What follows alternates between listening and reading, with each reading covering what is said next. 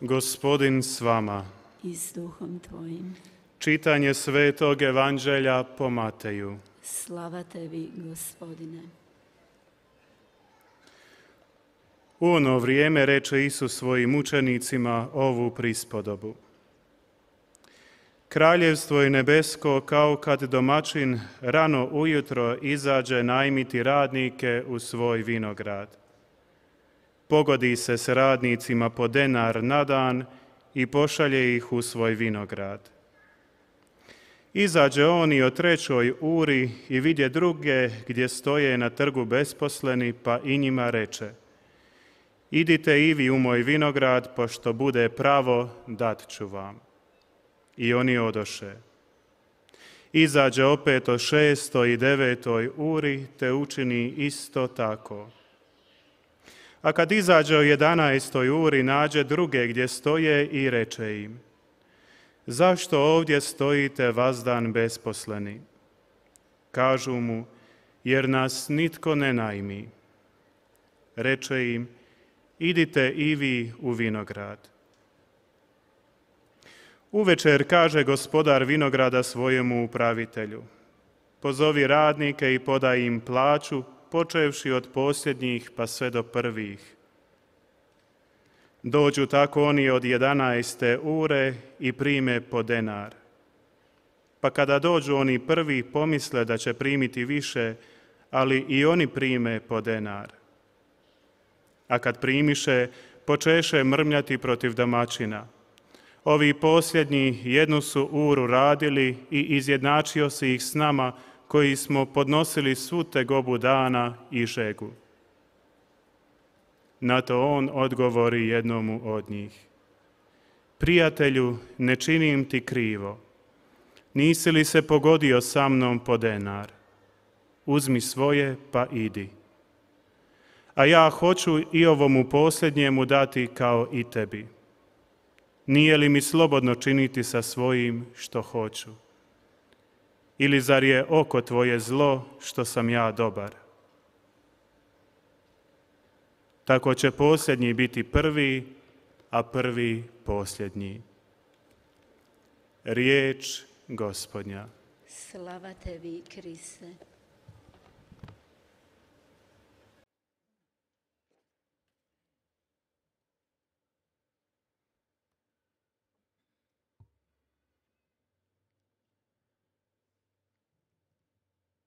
Prispodoba koju smo čuli u današnjem evanđelskom 지금 방금 우리가 들은 이 복음의 비유 말씀은 마지막 시간의 일꾼들이라는 제목입니다. 우리 모두가 너무나도 잘 알고 있는 비유 말씀입니다. 이 비유 말씀을 들을 때마다 우리들 안에는 잠언이 일관합니다. 여러 가지 많은 생각들이 일어납니다. 그래서 다시 한번 하느님의 의로움이 무엇인지를 생각하게 합니다. 예수님은 자주 청취자들로 하여금 바로 이런 비유 말씀을 해주시면서 무엇인가를 생각하도록 만듭니다. 예수님의 동시대인들은 하느님에 대한 생각이 조금은 잘못된 것이었습니다. 즉 하느님의 정의에 관한 것에 관해서 그들은 배웠기 때문에 하느님 앞에서 어떻게 행동해야 하는지라는 자세를 배우곤 했습니다. 하느님께서는 사람들이 자신들이 이 삶에서 어떻게 행동했는지에 따른 보수를 받는다였습니다. 그들의 논리대로였습니다. 그러니까 사람의 논리로 하느님을 생각했던 것입니다. 또 사람의 규범과 규칙으로 하느님을 생각했던 것입니다. 그러나 예수님께서는 이 복음의 비유 말씀을 통해서 하느님께서는 사람이 아니라는 것, 하느님의 생각과 하느님의 규범은 우리들의 모든 생각과 법을 넘어선다는 것, 하느님의 길은 우리들의 길, 그 이상의 우리가 상상할 수 없는 방법과 길을 가지고 계신다는 것을 들려주셨습니다.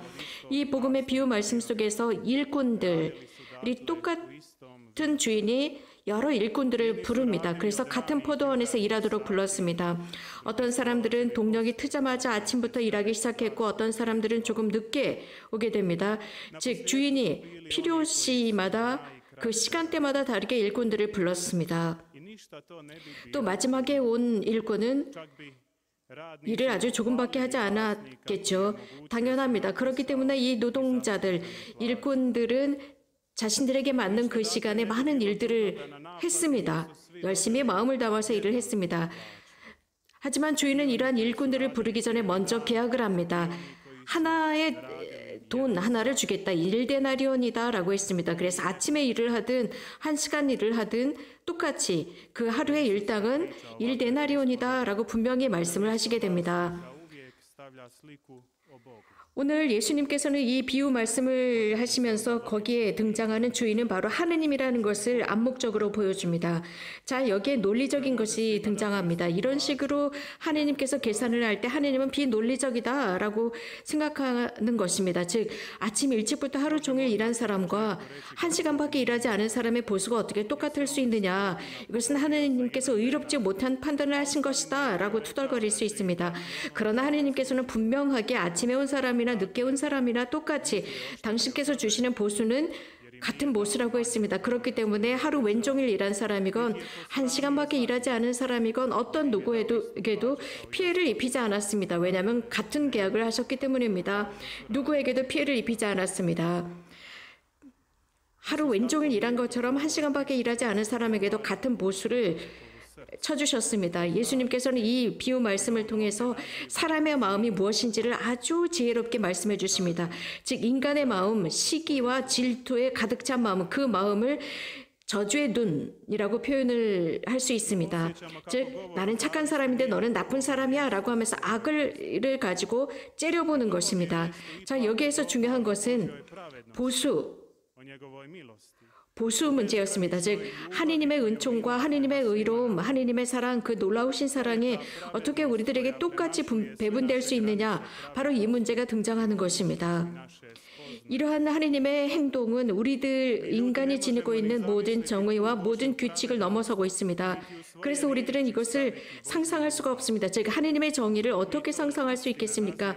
하느님의 말씀과 사랑을 우리가 자로 잴 수가 없습니다. 하느님의 그 정당성과 사랑과 은총, 이 모든 것들은 우리들의 인간의 말로는 표현하거나 우리들이 기술할 수 없고 우리들의 생각으로 상상할 수도 없는 것입니다. 하느님 자체로 남아 계시기 때문입니다. 항상 우리를 초월하시는 분이시기 때문입니다. 우리가 얼마나 하느님께 다가갔는지 그것이 문제가 아닙니다. 정말 중요한 것은 우리는 하느님의 그 절대적인 그 크심 앞에서 굉장히 작은 인간, 피조물이라는 것입니다. 형제자매 여러분, 이 비유 속에서 사람들은 똑같이 보수를 받았다고 해서 투덜거리는 일꾼들을 생각해 봅시다. 하느님은 주인이십니다. 똑같은 보수를 주십니다. 그날 하루의 일당을 똑같이 나누어 주시는 분이신데 똑같은 일당을 받고 똑같은 계약을 했었던 사람들이 오히려 투덜거리는 것입니다. 영원한 삶을 우리들에게 약속해 주신 하느님, 예수님께서는 이렇게 하느님께서 모든 사람들을 똑같이 보살피시고 똑같은 보수를 주신다는 것을 말씀해주고 계십니다. 우리들의 어떤 인간적인 스케마를 벗어나는 말씀을 해주고 계십니다. 그래서 하느님의 그 높으심을 다시 한번 보라고 초대하고 있습니다. 하느님의 그 의로움과 하느님의 그 생각을 배우고 하느님의 길을 배우도록 초대하시는 비유입니다.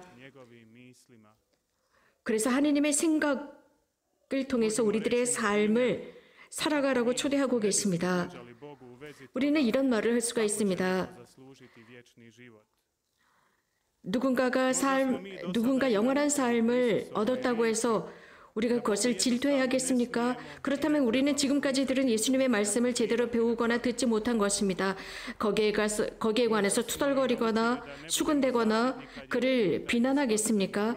혹은 누군가가 나보다 더 많은 것을 가지고 있고 누군가가 구원을 받았습니다. 그렇다고 내가 시기하고 질투해야 하겠습니까? 하느님의 좋으심, 선하심 때문에 많은 사람들이 구원받고 좋은 길로 들어갑니다. 하지만 형제자매 여러분, 우리 한번 상상해 봅시다. 이 포도원에서의 일, 우리들의 이 인상 안에서의 일, 우리들이 하고 있는 모든 일들을 생각해 봅시다. 하느님께서 우리들에게 생명을 주셨고 삶을 주셨습니다. 하느님께서 우리들의 삶으로 부르셨습니다. 누군가는 인생 안에서 더 많은 일을 하고 혹은 누군가는 적게 일을 합니다. 혹은 누군가는 큰 문제를 지니고 있고 누군가는 문제가 그리 많지 않습니다. 여러 다양한 삶을 살아가고 있습니다. 각자의 삶, 자신의 유일성, 단일성 속에서 각자의 것을 하면서 살아가고 있습니다. 그렇기 때문에 어떤 누구도 자신의 것으로부터 도망치거나 회피할 수가 없습니다. 하느님께서는 이런 식으로 각자에게 맞는 삶을 주셨고 당신의 포도원에서 각자에게 맞는 일을 하도록 부르셨습니다. 그렇기 때문에 우리는 팔짱을 끼고 기다리는 사람들이 아니라 일을 하도록 소명을 받은 것입니다. 그렇다면 우리는 어떻습니까? 나 자신은 어떻습니까? 내가 혹시 누군가가 나보다 더 많이 가졌다고 해서 투덜거립니까? 혹은 누군가가 고통당하지 않는다고 해서 기분 나빠하고 있는 것은 아닙니까? 누군가가 수술을 받지 않고 건강하다고 해서 내가 시기하고 있습니까? 혹은 나는 열심히 일하고 있는데 누구는 일하지 않아도 더 부유하고 더 많은 돈을 가지고 있다고 저주의 눈길을 줍니까? 형제자매 여러분, 우리 하느님 앞에서 투덜거리지 맙시다. 시기하는 눈길을 보내지 맙시다.